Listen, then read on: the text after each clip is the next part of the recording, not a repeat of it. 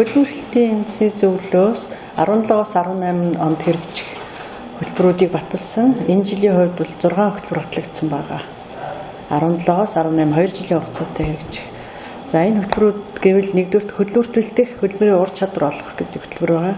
Энэ хөтөлбөрийн хүрээнд ажилгүй иргэдийг сургалтанд хамруулах юм ажил хийгдэнэ. За хоёр дахь хөтөлбөр нь болохоор ажлын байрыг дэмжих хөтөлбөр.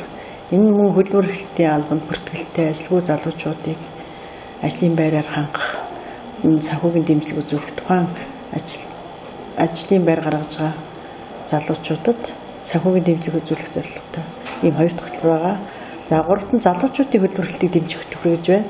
Энэ хөтөлбөр нь мэргэжлийн сургалт үйлдвэрлэлийн төвөөр төгссөн залуучууд мэргэжлэр ажлын байр бий болгоход нь зориулж тоног төхөөрөмж худалдаж авахд нь санхүүгийн дэмжлэг үзүүлэх ийм зорилттой ийм хөтөлбөр байгаа юм. За дөрөвт хөтөлбөр нь бол малчтын хөдөлмөр эрхлэлтийг дэмжих хөтөлбөр. Энэ залуу малчтыг малжуулах ийм хөтөлбөр байгаа юм.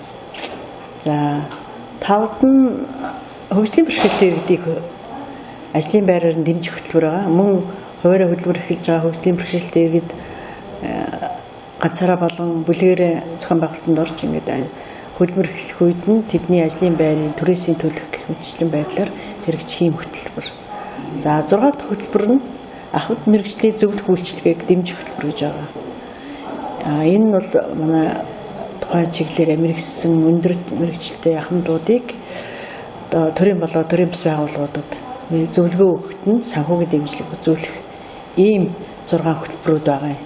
За энэ жилийн батлагдсан 6 хөтөлбөрүүдийн онцлог гэвэл урд жилүүдэд бол тухайн жилүүдэд одоо 7-оос 8 хөтөлбөрүүд батлагдаж байсан. Жишээлбэл нодны жилийнх нийтийг хамарсан ажлын хөтөлбөр гээд байсан. Энэ жил болохоор тэр маань өөрөө нэг хөтөлбөр дундаа ороод явах жишээтэй. Тэгээд 6 хөтөлбөр батлагдчихад байна.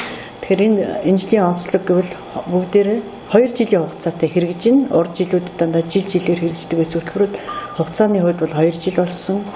Энэ санхүүгийн энэ хөтөлбөрүүдийн өөрөд санхүүгийн дэмжлэгийг үзүүлнэ гэдэг байгаа. Тэгэхээр энэ санхүүгийн дэмжлэг нь 100% иргэн төлөгдөх гэсэн ийм хоёр гол үндсэн онцлогтой байна. Тэгээд дээр нь тухайн хөтөлбөрүүд дээр зарим хөтөлбөрүүд дээр бол нэлээд өөрчлөлтүүд орсон байгаа. Хүмүүсийн манай орон нутгийн иргэдийн нэлээд сонирхдаг хөтөлбөр гэвэл малчтын хөдөлмөр эрхлэлтийг дэмжих хөтөлбөр байна. Энэ хөтөлбөрт урд нь 150 хонин толгой шилжүүлснээр гэж 150 толгой малтай энэ залуу малчин 35 хүртэл насных гэж байсныг энэ жил насыг нь 39 болгоод малын тоогд 200 хүртэл гэдэг байдлаар оруулсан байх жишээтэй.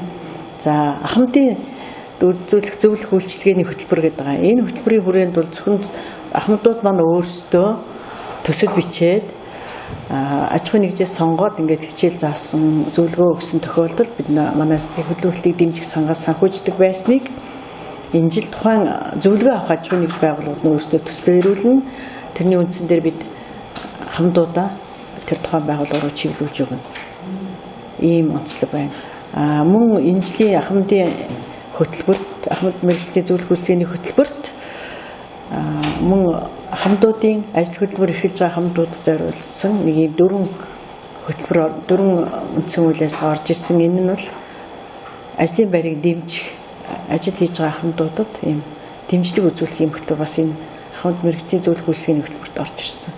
Гэх мэтчлийн ийм онцлогтой хөтөлбөрүүд байгаа. Тэгээ одоо манай энэ талаар дэлгэрэнгүй мэдээллийг манай хөдөлмөр эрхлэлтийн хэлтсийн хөтөлбөр хариуцсан мэргэжлүүдээс одоо ингэ дэлгэрэнгүй манай хүмүүс мэдээлэл авч болно. Одоо манай сайтад байна. Хөдөлмөр халамж үйлчилгээний газар, хөдөлмөр халамж үйлчилгээний ерхий газрын сайтуудад дэлгэрэнгүй хөтөлбөрүүдийн талаар мэдээлэлүүд тавигдсан байгаа.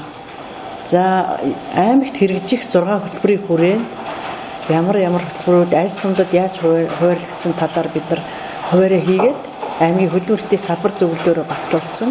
Энэ аймгийн засаг даргаар ахлуулсан хөдөлмөрлөлтийн салбар зөвлөл маань энэ хөтөлбөрүүдийн явцын хэрэгжилтэнд нь хяналт тавих юм үүрэгтэй юм. Тэгэхээр энэ хөтөлбөрийн хүрээнд бид нар хуваараа хийгээд сумдуудынхаа зөвлөлөөр батлуулсан. Одоо ингээд дотоод удирдлагын системдээ орон нутгийнхаа мэргэжилтнүүдэд энэ хөтөлбөрөө одоо ингээд ийм чиглэлээр явуулах ёстой гэдэг байдлаар чиглэл удирдамж хөтөлбөр хуваарлсан юм хуваараа хөрвүүлсэн байна.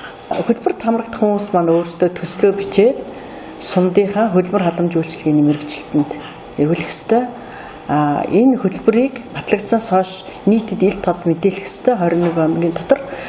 Ийм учраас бид өчигдрөөс 4 сарын 25-наас эхлэн 5 сарын 23-ны хүртэл ингээд мэдээлэл нээлттэй зарлж байна. Орон нутгуудад маань бас зарлагдж байгаа.